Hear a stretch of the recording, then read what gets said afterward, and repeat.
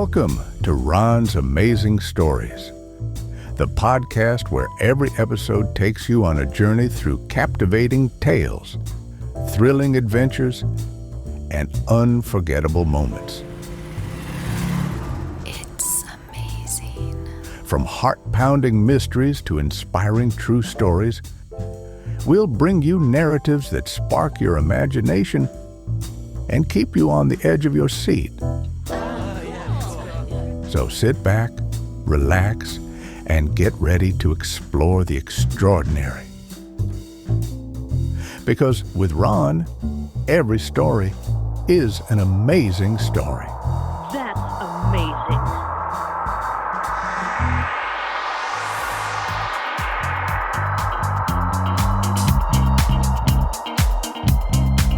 What's that you said?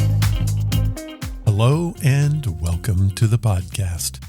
Today we're saddling up with one of the greatest heroes ever to ride across the radio airwaves, the Lone Ranger. It's funny how some characters never really disappear. Sherlock Holmes, Superman, Tarzan, and right there among them is a masked man riding a magnificent white horse with a faithful friend at his side. The Lone Ranger first galloped into radio in January of 1933 from station WXYZ in Detroit. Nobody could have guessed what would happen next. The series stayed on the air for over 20 years, finally ending its original run in 1954 after more than 2,900 radio episodes. That's an incredible accomplishment for any program, let alone one that asked listeners to imagine everything from horseback chases to exploding dynamite with nothing more than voices, music, and sound effects. The title role was played by several actors over the years.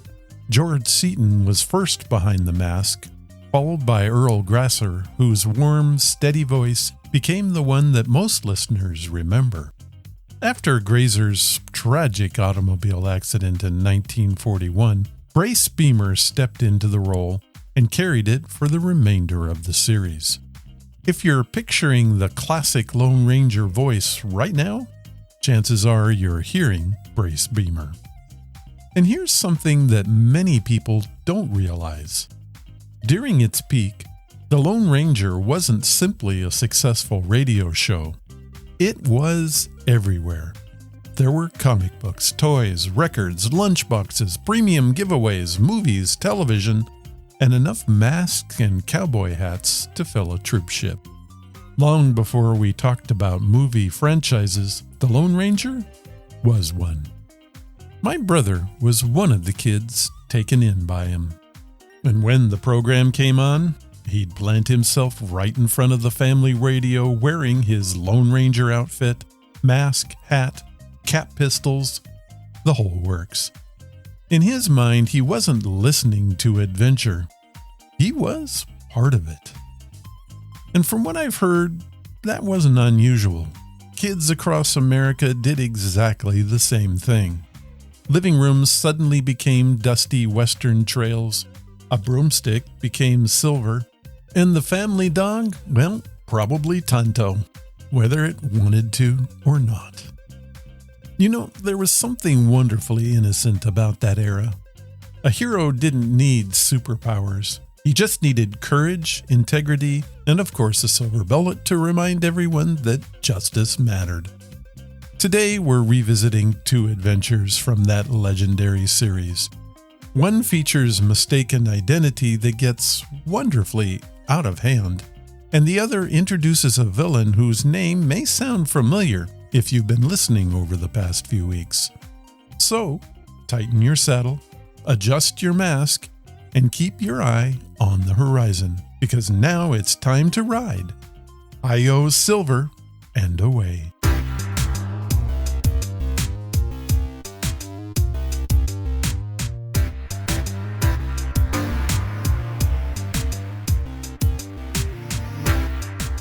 Our first adventure is actually one of the shorter Lone Ranger episodes, but don't let its length fool you. The Lone Ranger comes up what seems like a brilliant plan. He'll infiltrate a gang of outlaws by pretending to be the notorious criminal known as El Diablo. Simple enough, except for one tiny little problem. The real El Diablo isn't who anyone thinks he is. Without giving away too much, our masked hero quickly discovers that he's impersonating an outlaw who's already impersonating an outlaw. Before too long, nobody's quite sure who's who, and confusion creates exactly the kind of Western adventure that radio writers love to dream up. Here is The Notorious El Diablo, originally broadcast on March 28, 1954. The Lone Ranger.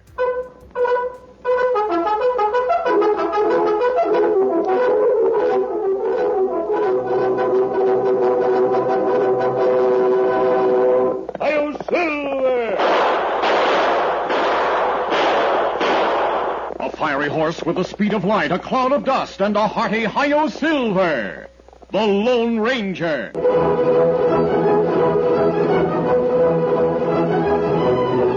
With his faithful Indian companion Tonto, the daring and resourceful masked rider of the plains led the fight for law and order in the early western United States.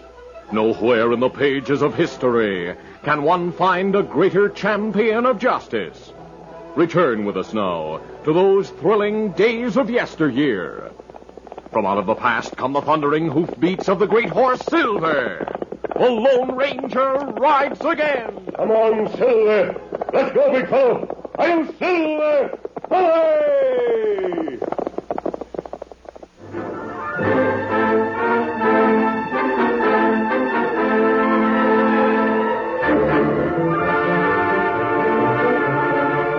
El Diablo was a name known and feared throughout the Southwest. Wherever men gathered, there was usually someone who could relate an experience with a notorious bandit.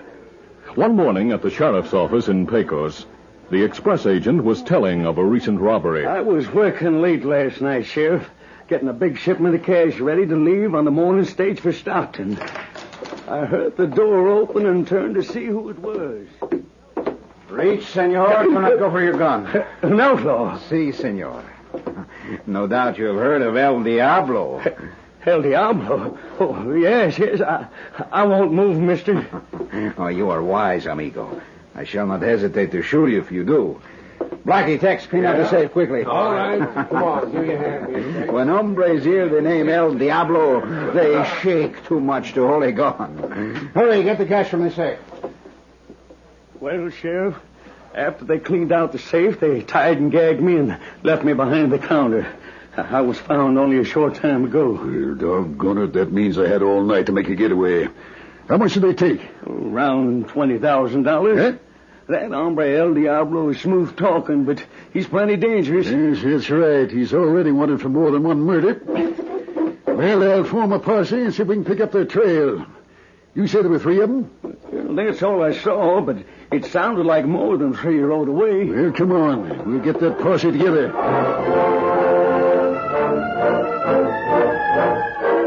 That morning in a hideout cabin not far from town, the man called El Diablo sat talking to his followers. We have done well, senors, no? Sure have. Every lawman in the territory is looking for El Diablo, described as a tall Mexican. Disguising myself as a Mexican and using an accent was the best idea I ever had. Sure was, Russ. You got 'em all guessing. Nobody suspects El Diablo is really Russ Selden posing as a drifting cowpoke, huh? That's right, Blackie. As usual, we took great pains to cover our tracks. You men stay here for a while until the excitement dies down. All right. What are you going to do, Russ? I'm going to town. That agent must have been found by this time. I might even join the sheriff's posse and help search for El Diablo. So long. See you later. Yeah, right.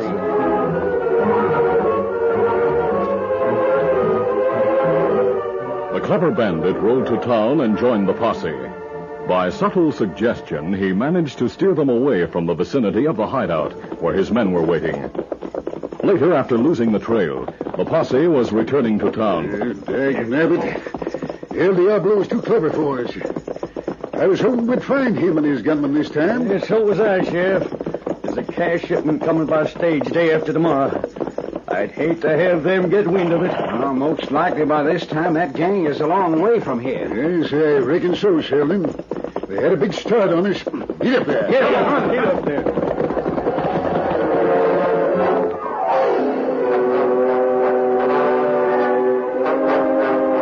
When the bandit leader returned to the hideout cabin, he told the men about the expected shipment, saying, They didn't know they were giving the information directly to El Diablo. I was glad to hear about it. Figure on grabbing that cash shipment from the stage? Sure. You, Tex, and I can handle the job, Blackie. The rest of the men will wait for us here. Then there won't be so many tracks to cover. Sure. Right. Good idea. When does the stage come through? It's due just before sundown, day after tomorrow. We'll stop it in Narrow Valley. After we pull that job, we'll leave this territory and head south.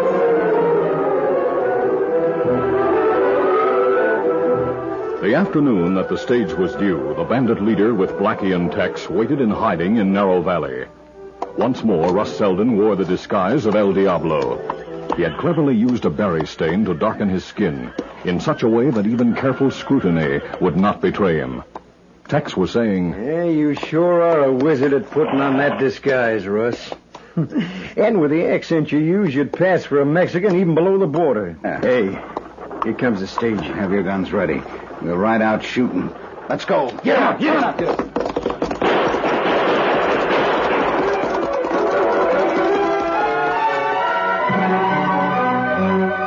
Meantime, the Lone Ranger and Tonto rode a trail overlooking the valley. Look, Tonto. 3 outlaws holding up the stage. Let's count. The masked man and Indian raced down the slope. Blackie and Tex turned and urged their horses into a gallop up the opposite slope, while El Diablo held back to exchange more shots with the oncoming masked man and Indian. Realizing his two companions had left, he too turned and headed up the other slope. We'll try to capture one of them, Tonto. One far behind the other two. We'll get him. Let's count.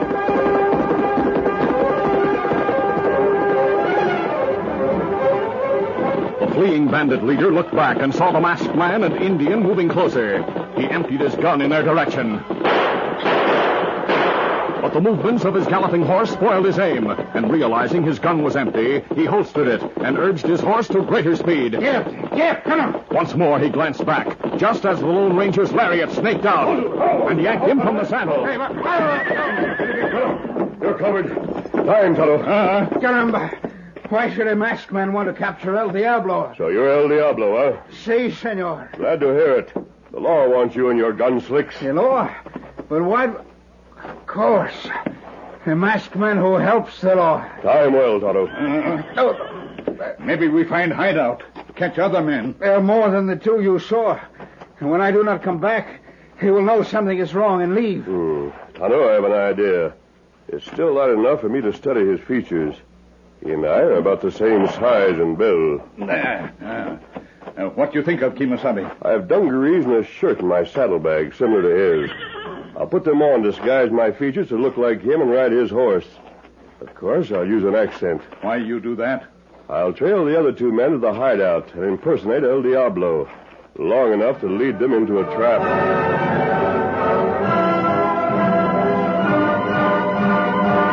The bandit leader's impulse was to speak in his natural voice, deriding the masked man's plan. Then, realizing the Lone Ranger and Indian still thought he was really a Mexican, he cleverly decided to keep up the pretense, hoping the gang would quickly discover they'd been tricked. He looked up and spoke. You are very clever, amigo. Thanks. It's risky, Kimasabi. It's worth trying, Tonto. Take this man to the sheriff after dark.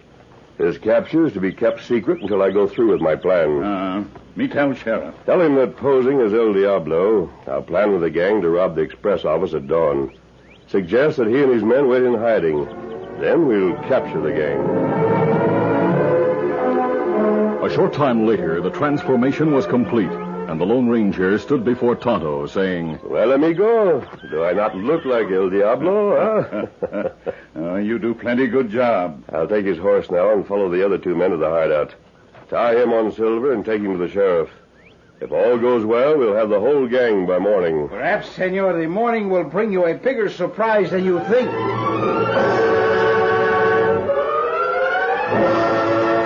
Mounted on the bandit leader's horse, the Lone Ranger picked up the trail of Blackie and Tex.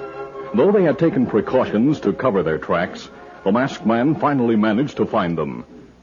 At the cabin, Blackie, Tex, and the other three crooks discussed what had happened. If Russ got away from the two hombres, he should have been here by now. Maybe he's taking time to cover his tracks. Well, I say if he doesn't show up within the next half hour, we'd better hit the trail for the border. Yeah, doggone it, those two hombres sure spoil things for us. I wonder... That sounds like Russ now. Yeah. Yeah, it is. Hi, Russ. Oh, man alive, are we glad to see you. What happened? Those hombres were hard to get rid of, amigo. Yeah, I reckon so, but you had us plenty worried. You must not worry. El Diablo can take care of himself, no? Yeah. I have decided to pull a job at dawn, senors. There's much cash at the express office. We shall go and take it, huh? Hey, why do you keep up the act? You usually... Wait a minute, Tex. El Diablo, what's happened to your English? My English? Cover him, man. That's not Russ. Instantly, 5 threatening guns pointed at the Lone Ranger. Here we are. He realized he had slipped up somewhere, but tried to bluff his way through. Shrugging his shoulders, he said, What is this little joke, amigos? It's no joke, mister. You're not El Diablo. Sure, right. Why do you say that? Do I not look like myself? How have I changed? You do look like him. You did a clever job of imitating. But the real Diablo doesn't use an accent when he's with us. And I'm sure now the tone of your voice is different. What's his name? And his? And his? Well, senor... Yeah, you don't know, mister. And somehow El Diablo fooled you into thinking he's really Mexican. That's why you kept up the accent. Russ only used it on jobs. That's right. A couple of you take his guns while we cover him. Then tie him to a chair.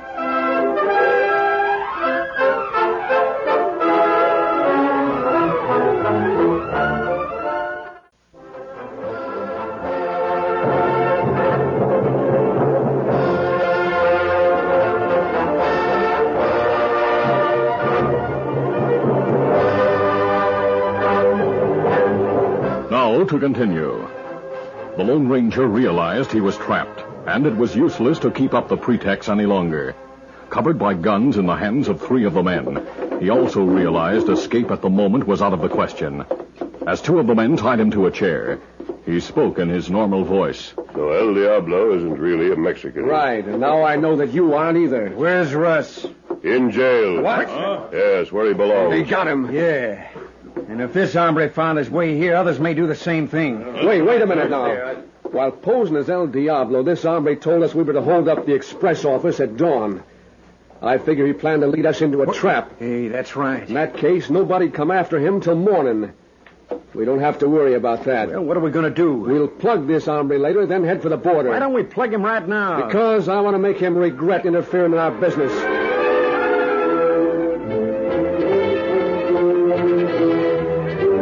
Meanwhile, under cover of darkness, Tonto had delivered the bandit leader to the sheriff and outlined the Lone Ranger's plan. Well, Thunder, our friend the masked man sure has courage and brains. Keep this hombre covered, Tonto, while I untie him and put on handcuffs. Then I'll take him into a cell. Quickly, the sheriff untied El Diablo.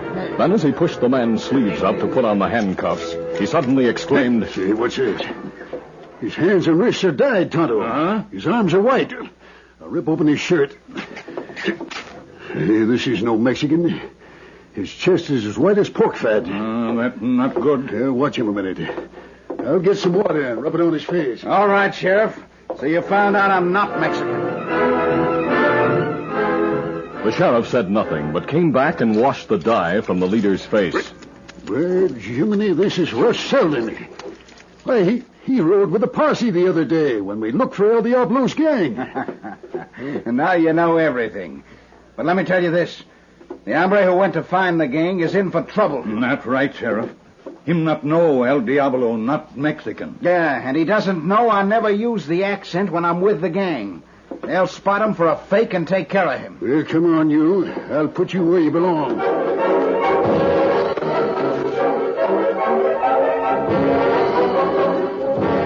After taking El Diablo into a cell, the sheriff rejoined Tonto. Hey, Tonto. You think they'll really find out the masked man is impersonating their leader? Me think him in plenty danger. What'll we do? You get posse, Sheriff. Me go to Narra Valley, then wait for moonlight and follow tracks, the Lone Ranger. Yeah? You and posse follow. Me leave clear trail. We'll be ready to ride in 10 minutes. Not good. Me go now, take Lone Ranger's horse. Try find hideout before it's too late.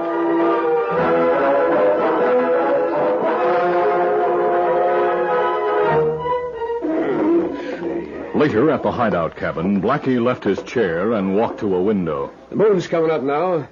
We'll wait a while longer, then give that hombre what he deserves and leave for the border. Just who are you, mister? Does that matter? Answer me. If I weren't tired, I'd beat you to a pulp. Shut up. I'll remember that. Let him alone, Blackie. We're about ready to leave now. Let me gun him and get it over with. How about it, mister? You ready to take a bullet? Grab your gun and stand behind him, Tex. I'll count to 3, then you let him have it. Why go through all that? I like to watch him squirm. Go ahead. Well, all right. I'll stand over here. You ready, Tex? Yeah. Yeah, start counting. 1. As Blackie spoke the first number, the Lone Ranger tensed inwardly, but he was determined not to show any emotion before the men who stood staring expectantly at him. 2. The masked man had not lost all hope of escape. Without moving his lips, he said a silent prayer that he be spared if it be the Lord's will. His clear eyes caught and held those of the man Blackie for a moment. The outlaw hesitated, then looking away, spoke the fatal number. 3. A startling shot came not from the outlaw's gun, but from Tonto's. The Indian fired from the side window, a split second before Tex could fire. That shot came through the side window. Grab your guns, men! I'll finish off that hombre. You drop gun. Oh, get him! At that moment, the sheriff and his men appeared at all the windows. The sheriff called out. Don't break another, men. My men will drill you. I'm coming in, Tonto. A moment later, the sheriff strode into the cabin with his men. I think covered, men. All right. Me get you loose, Kiyosabe. Thanks, Tonto. You were the answer to my prayers. This was almost my finish. Well, Tonto came on ahead of us. I'm mighty glad he did. So am I, Sheriff. You free now. Me see your guns on side table. Me get it. Oh, thanks, Tonto. Sheriff, these are the followers of El Diablo. I don't know how you realized my impersonation had failed, Well, but we found out El Diablo isn't Mexican. He's Russ Selden, a drifter cowpoke. Tonto and I figured these men would realize you weren't Selden. This is one time I was caught in my own trap. In spite of that, we cut El Diablo and his gang because of you, my friend. The main thing is that you're safe. Yes, Sheriff. But there's one thing more I want to do before we leave here. You, Blackie. Huh? You're not so anxious to slap my face now, are you? Stop bluffing. If they weren't holding guns on us, I'd beat the hide off you. These men aren't going to stop you. Go ahead. All right, take this. That's what I was waiting for. I'll kill you. Yes! Blackie and the Lone Ranger stood toe-to-toe, exchanging hard blows. They were well matched as to size, but the masked man's supple muscles and superior strength soon gave him the advantage. As they fought, the scowl on Blackie's face gradually gave way to a look of surprise. Then, as he was rocked by the hard, well-placed blows, Blackie showed fear and panic. I'll show you. I'll break your neck. This is for the slaps in the face. And this for trying to shoot me. Wait, I've had enough. All right, get him to his feet, men. Handcuff him. All right, Sheriff. I reckon he'd think twice before I'd ever stand up to our friend again. We'll search this cabin for the cash they stole from the express office. I saw Blackie counting packets of cash a while ago, Sheriff. Yeah? He put it back into the table drawer until they were ready to leave. Yep, here's the cash with the express company wrappers on it. We'll take it as evidence. Good. Tonto, did you bring Silver? Him outside with Scout. Good enough. We'll leave now, Sheriff. Our job here is done. My men and I'll handle these crooks. In that case, we'll say adios. Goodbye to you. Get these coyotes ready to take back to town. Take it easy. Who is that hombre who posed as El Diablo? A man who usually wears a mask instead of a disguise. And one who always gets the best of low-down crooks like you and El Diablo, no matter how smart you think you are. He's the Lone Ranger. Silver!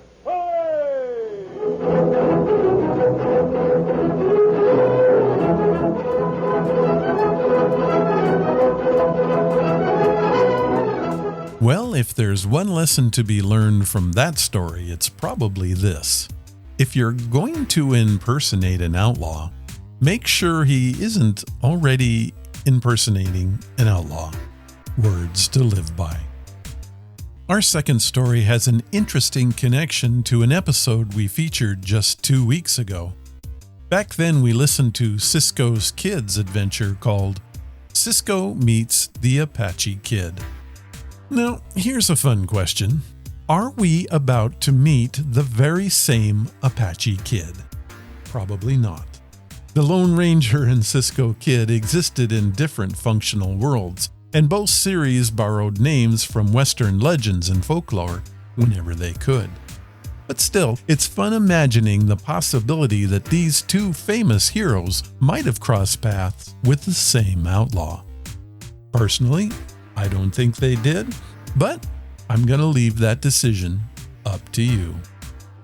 As you listen, see if you think this Apache Kid is even more dangerous than the one Cisco and Pancho dealt with back in episode 743. When it's all over, I'd love to know which one you'd rather avoid meeting on the lonely trail. Here is the Apache Kid, originally broadcast on March 2nd, 1938. The phantom figure of the plains takes us back through the years in fancy to the wild and untamed west of old. We thrill to another of his exciting adventures. Here he comes astride the great horse Silver. The Lone Ranger rides again. Come on, Silver! That's it, old fellow! There's a dangerous trail ahead, but we must hurry! Hi-yo, Silver!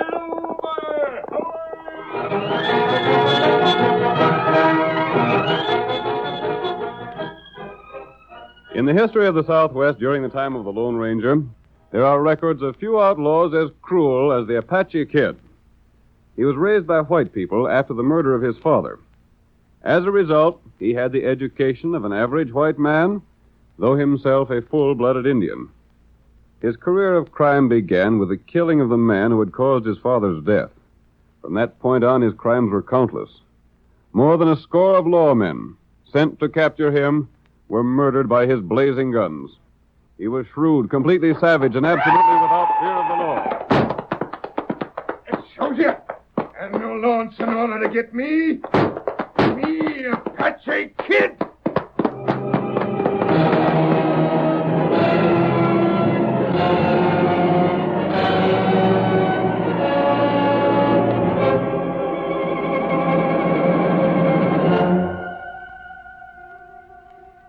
At the time our story opens, we see the Lone Ranger and his faithful Indian companion Tonto in a small camp near a spring. They are kneeling beside the unconscious figure of a badly wounded man. The masked man speaks. There's little hope for him, Tonto. Not right. Wound plenty bad. If he'd only regain consciousness long enough to tell us who shot him. And tell us who he is. Him lawman. I know that, Kimosabe. The bullet that struck him went right through his deputy sheriff's badge. We here long time now. Him not open eyes. 2 days, Tonto. That right. He's been unconscious all the time. I don't understand. What that? The clothes this man is wearing cost a lot of money. A lot more than the deputy sheriff can afford. That right. And he's old. A man his age wearing clothes of this sort and wearing the badge of a deputy sheriff calls for some explanation. Oh. Listen to him. Isn't there something we can do? Tonto do all Indian know. I missed. Tonto, he's speaking. I missed my chance. Take it easy, friend. We're doing the best we can to help you. You're a friend? Yes. Who shot you and left you here like this? I'm Tom Reynolds. Do you know the name? Tom Reynolds? You go see Sheriff Burns. Sheriff Burns of Callaway County? Right. He'll know. Just tell him Tom Reynolds missed his chance. Tell me who shot you. The kid. The Apache Kid. I missed my chance. Tonto. Wait. Gone? That right.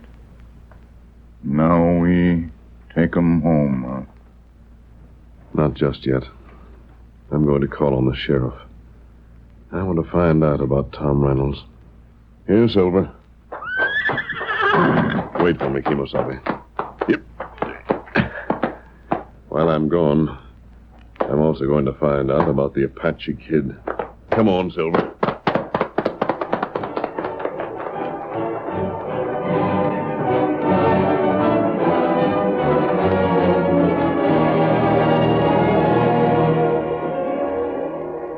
At the county seat, Sheriff Burns had been worried by the absence of his deputy, Tom Reynolds.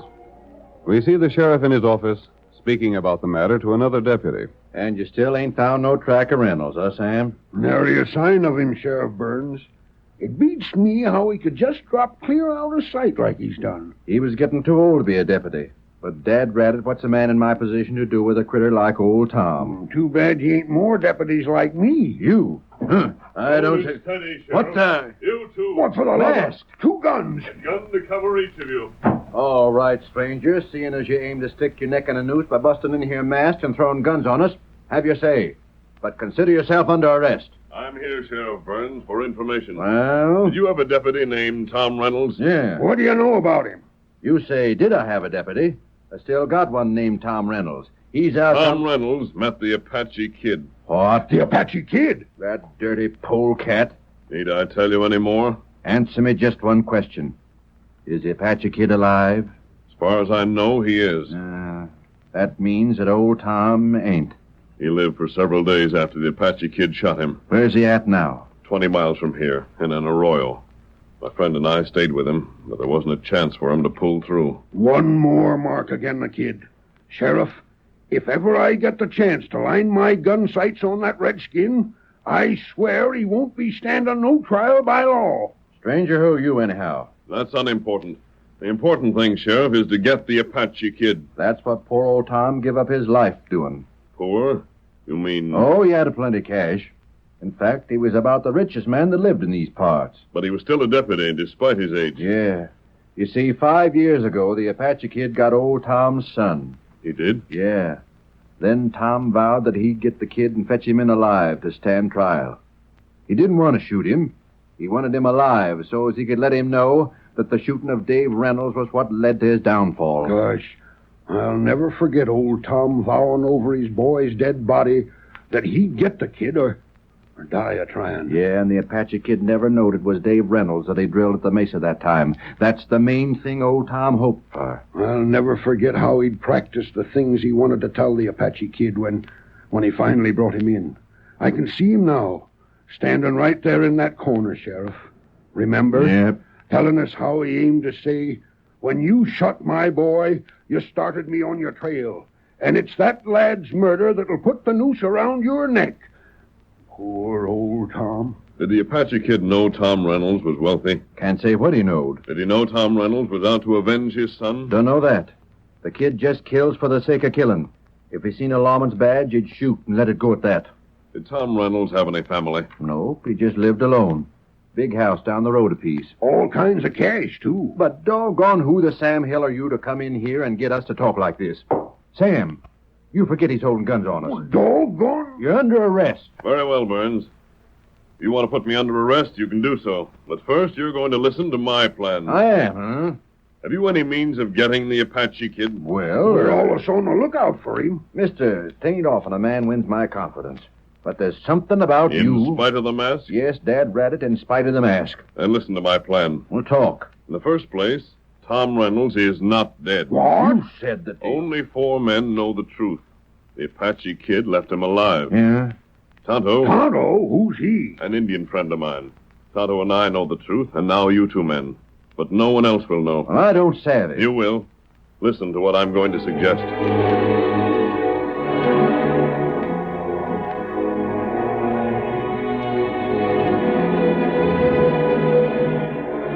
Lone Ranger explained his plan while Sheriff Burns and his deputy listened.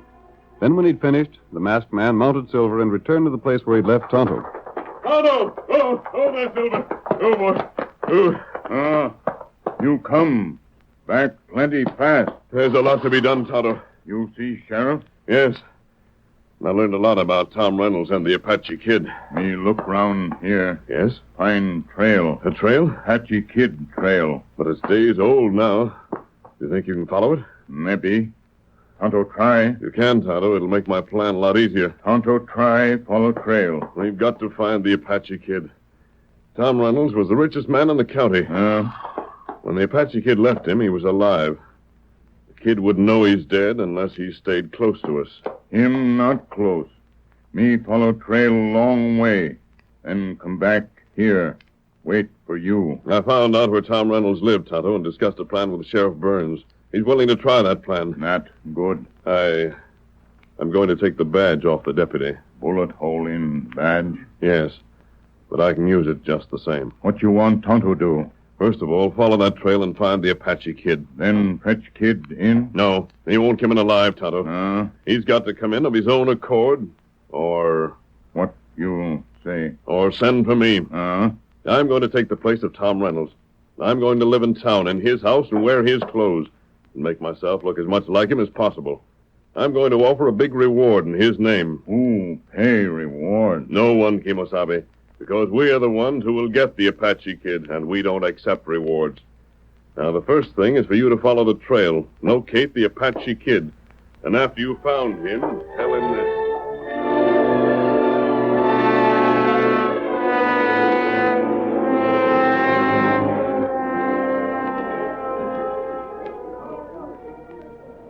Hey, Sam, I want to speak to you. Well, what's rankling in your mind? What's come over Tom Reynolds since he got back? What makes you think anything has? Can't get to see him. Can't talk to him or nothing. He was shot by the Apache Kid. No, you don't say. Yep. And lived? His house is occupied, ain't it? Ain't you heard of the reward he's offering? Reward? $10,000 for the Apache Kid. $10,000? Wow. What's that? Reynolds was shot by the Apache Kid. And lived? He's offering $10,000 reward for his capture. $10,000? $10,000? Yes, sirree. Sheriff, is that true? $10,000 for the Apache Kid? Well, there's a notice of it. Hey, Sheriff, I got a hammer. I'll nail the notice on the wall. $10,000. $10,000? Tom Reynolds offers $10,000. The Apache Kid shot Reynolds. Reynolds is alive. Offers $10,000. $10,000.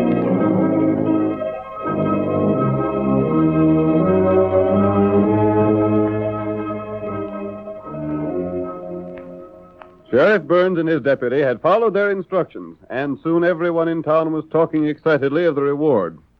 While the news was being spread, the Lone Ranger, disguised as Tom Reynolds, stood beside his great horse Silver in the stables behind the large Reynolds home.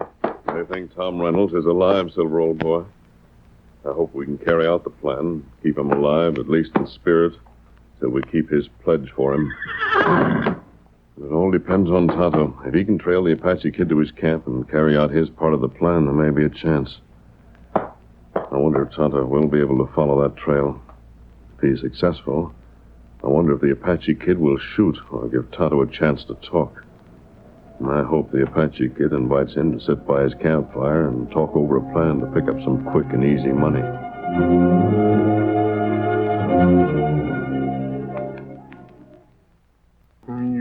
Try escape again. No. Me Apache Kid. What I got, I keep. You wife, Apache Kid. Me not escape. Me stay with you. That's right.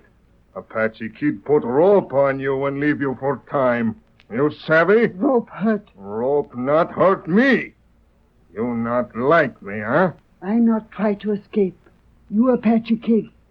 You heap strong. You not let wife escape. Me not try. Apache Kid a rope wife anyway. Apache Kid not take chance. You bad. You cruel to wife. You... Stop. You tie rope. You say Apache Kid bad Injun. White man say Apache Kid bad Injun. Lawman say Apache Kid bad Injun. Who make me bad?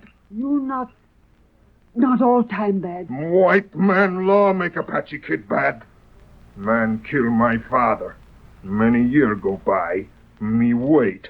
Then day come, Apache Kid get revenge. That Injun law. White man say that wrong. White man want hang Apache Kid. They not get me. You hide from white man. You safe. Apache Kid not afraid. Let white man come. Each time I beat white man. Someday all white man fear Apache Kid. Wait. You hear? Horse. Horse come this way. Quiet. Campfire show where you are. Quiet. Rider come to camp. You see him? That Injun. Injun understand Apache Kid. Maybe not need kill Injun. How? The answer.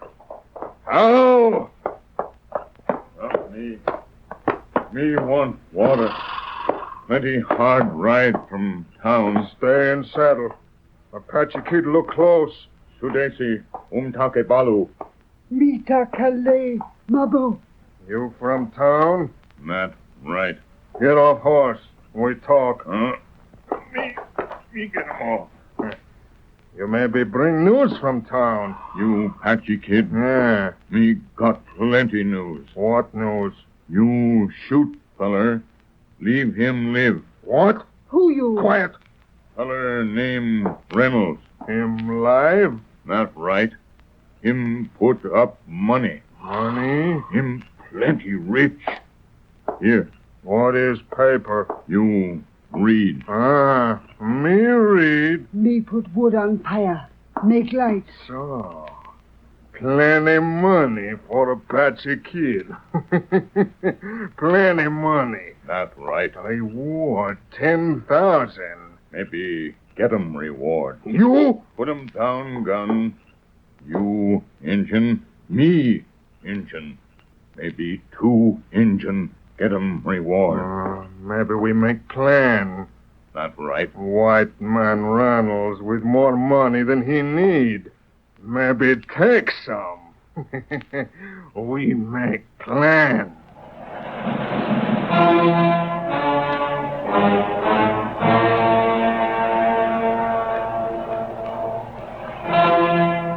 Tonto played his part exactly as instructed by the Lone Ranger. While the Apache Kid outlined his scheme to get the $10,000 reward money, Tonto's suggestions made the outlaw's plot fall into line with the masked man's plan. But the Apache Kid did not realize that he was being tricked. Make sure Reynolds bring money for reward. Tonto, try. Me wait in cabin. Now you go. Here, feller. Not that horse. White feller. My horse. You take pack mule. Oh, what matter horse? Horse stay here. And you come back sure. No, me want you horse. You get white horse back if you play fair. Apache Kid keep white horse for time. You take mule. Ride bareback. Tonto bring white man to cabin. Good. I wait there for you. With plenty trick like fox. Get him up. Maybe Apache Kid give back white horse, maybe not. You steal Injun horse. Horse fast. Maybe hard to follow. Mule slow. Apache Kid follow easy. What you do? Now put rope on you. Make sure you hear when I come back. No, please. No rope. More rope. Make sure wife not run from Apache Kid. Someday you not come back. Then what happened? Me not care what happened to you if Apache Kid not come back. You cruel. You run away. You tell lawman too much. Apache Kid get captured. Me not take chance, savvy? Oh, rope tight. Plenty tight. Keep you in camp. Now Apache Kid follow Tonto.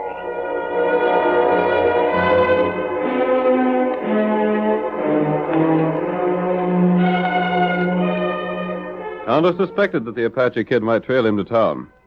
Therefore, when he reached the Reynolds house, his behavior was designed to mislead anyone who might be watching him. He dismounted from the outlaw's mule and rapped on the door, confident that the Lone Ranger would carry out the deception. Who is it? Me, friend. Me want talk. 1 minute. What do you want here at this time of night? Me fetch news. All right. Step inside. There, Tonto. The Apache Kid has followed you. He heard just what he'd expect to hear if I were really Tom Reynolds. Him got white feller. What? Him whole white feller.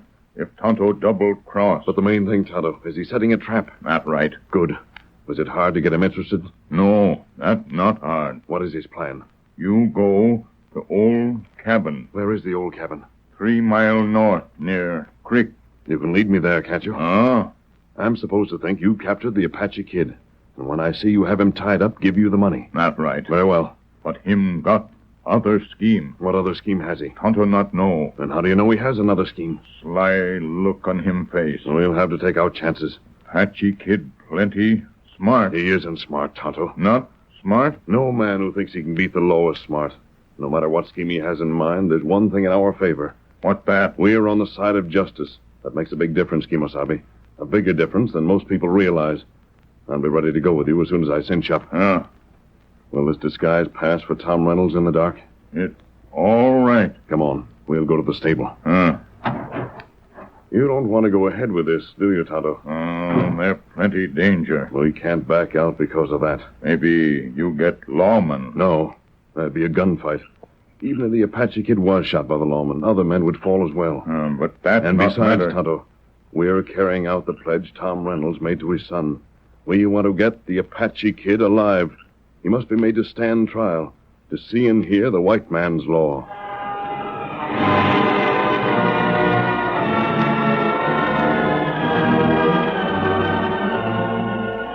In a few moments, Silver was saddled, and the Lone Ranger, still disguised as Tom Reynolds, guided his horse down the trail that led through the woods.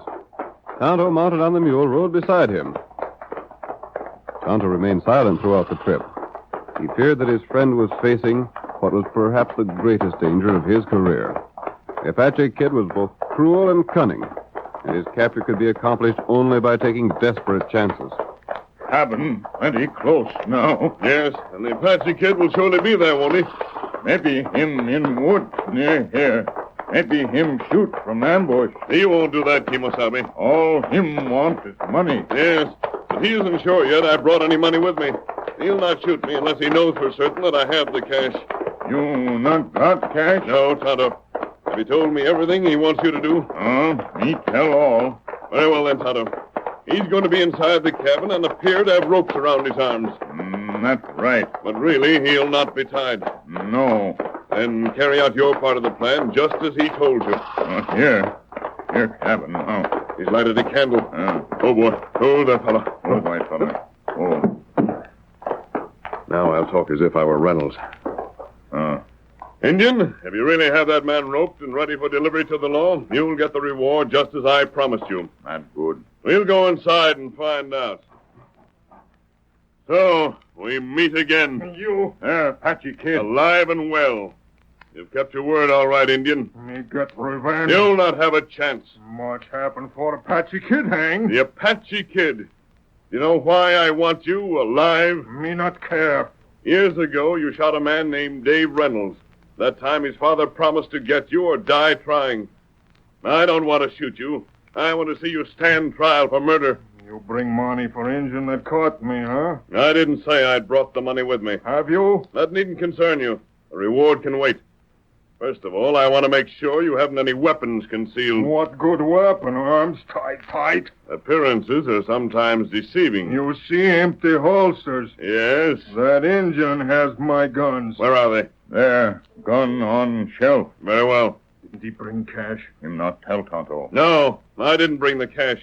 No reward is going to be paid for you, Apache Kid, because this Indian friend of mine doesn't take rewards. What? Friend of yours? Go ahead. Move toward the table near the door. You're welcome to stand against it. What this mean? Maybe correct. It's all right, Kimosabe. When I saw the dust disturbed on the table near the door, I knew his scheme. Why, You have the full use of your hands behind your back.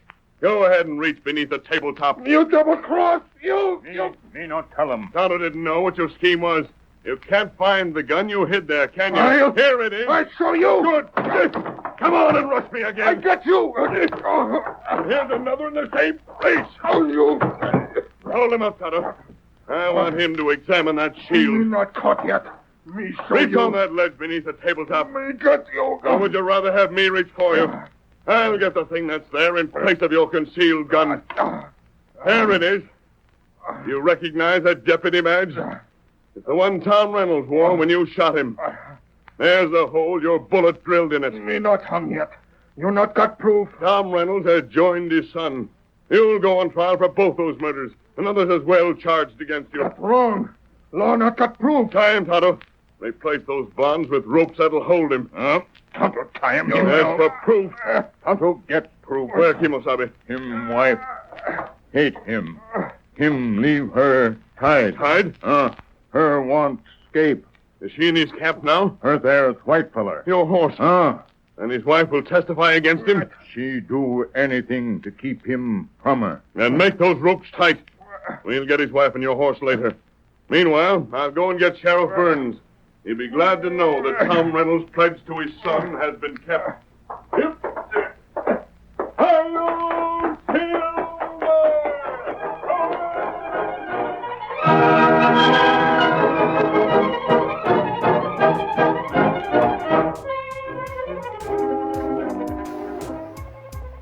Now, those were two wonderful examples of why the Lone Ranger remained popular for so many years. The stories were exciting, certainly, but they also reminded listeners that doing the right thing wasn't always the easiest thing. Generation after generation of children grew up wanting to be like the Lone Ranger, not because he wore a mask, but because he stood for honesty, fairness, and helping people who couldn't help themselves. That brings me back to my brother. Even after he grew up, there was always a little bit of that Lone Ranger fan still inside him. I can still picture that little boy sitting in front of the radio and television, by the way, completely absorbed in the adventure, convinced that somewhere beyond the next hill, Silver was waiting. My brother passed away 2 years ago. I'd like to think that somewhere beyond our understanding, he's still riding alongside the Lone Ranger today. Maybe Tonto's there too. And if my brother has anything to say about it, I'm sure they're heading towards another adventure.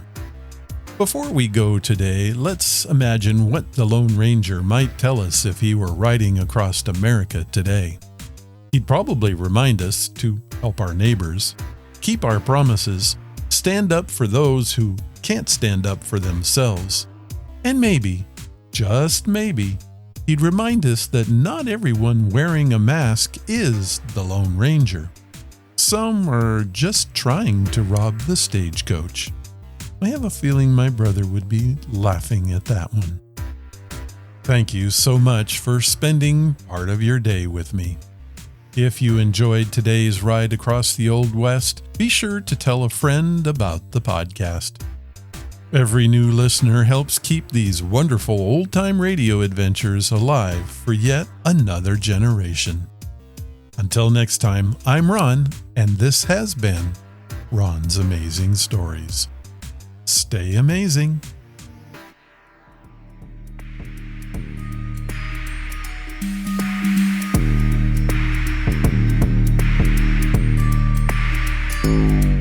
The date is May 15th, 1953, and this is A Moment in Time. When I found this one, I couldn't help but bring it to you. It shows the hard-hitting headlines of the day that just don't get into today's journalistic broadcasts. Or maybe they do. Let's listen into this headline edition. Headline edition, Taylor Grant speaking, May 15th, 1953. The American Broadcasting Company presents Headline Edition with Taylor Grant. In Washington, General Bradley's speech today was one of several interesting news developments dealing with our military defenses. Here's a summary by Gunner Back.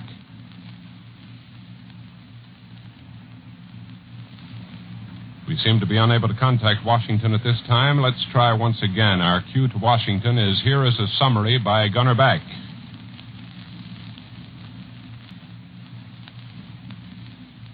Sorry, we seem to be unable, for some inexplicable reason to contact correspondent Gunner back in Washington, even as we have contacted him every night for the past 8 years. Well, the speech by General Bradley, as you may have heard,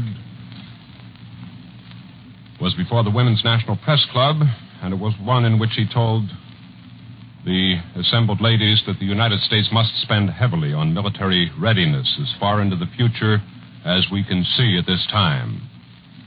Now then, to the nation's sports fans, the biggest news in quite a while is building tonight in Chicago, where world heavyweight champion Rocky Marciano is about to meet that challenge from ex-champ Jersey Joe Walcott.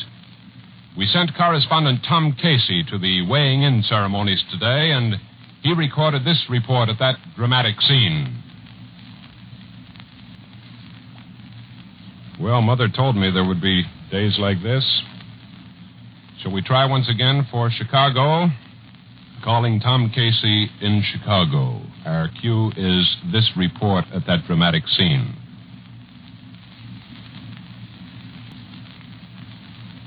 Some nights you can't make $1,000. Unfortunately, we had been told earlier today that Tom Casey had recorded a very fascinating report at the weighing-in ceremonies in which he had the voices of both Joe Walcott and Rocky Marciano. Don't know how the betting is going right at the moment. Don't know as we should report it if we did know. Matter of fact, having a piece of coffee about the fight tonight, except that we know it's going to be a very interesting one and exciting one, just as it was the last time they met. The weigh-in ceremonies took place at the Chicago Stadium, and that's where correspondent Casey had prepared for us that excellent report, which you and I have been unable to hear at this time. Let's see what else we have in the news to talk about this evening on a memorable headline edition, at least to me. Suppose we come back to you in just a moment or two. On this cue, I'll be back in a minute with more news. Headline Edition is one of over 60 top ABC news shows brought to you each week by a distinguished staff of reporters, analysts, and commentators. ABC specializes in swift, accurate, and complete reporting of the latest happenings here and abroad. That kind of news coverage doesn't just happen. A trained newsman fills in the coloring that...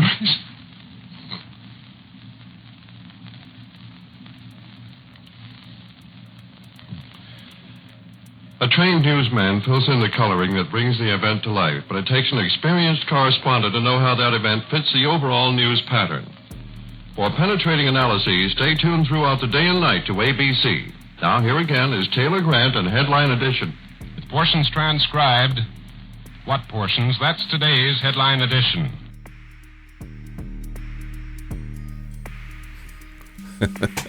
I'm still cracking up over this outtake. That really wasn't an outtake at all. This was the report from May 15th of 1953, and it is real. I loved it when the guy starts to read the ABC News Doctrine. You just can't make this stuff up. I hope that you enjoyed it as well. The things I find researching for the show, I absolutely love it. This has been A Moment in Time.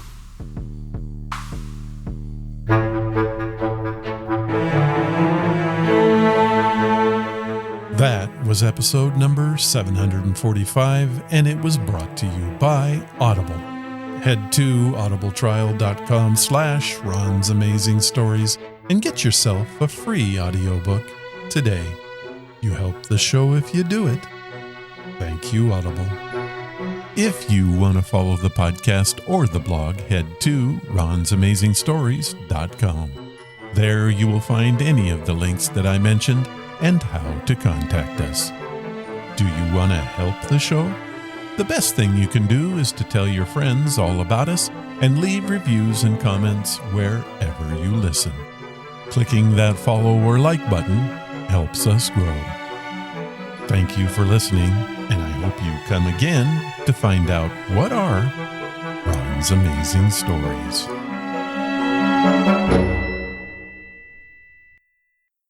All of the vintage audio used in the podcast is believed to be in the public domain. Ron's Amazing Stories does not own the rights to any of the old-time radio used here. If you hold the rights to any of the shows played, please contact us immediately at ronsamazingstories.com.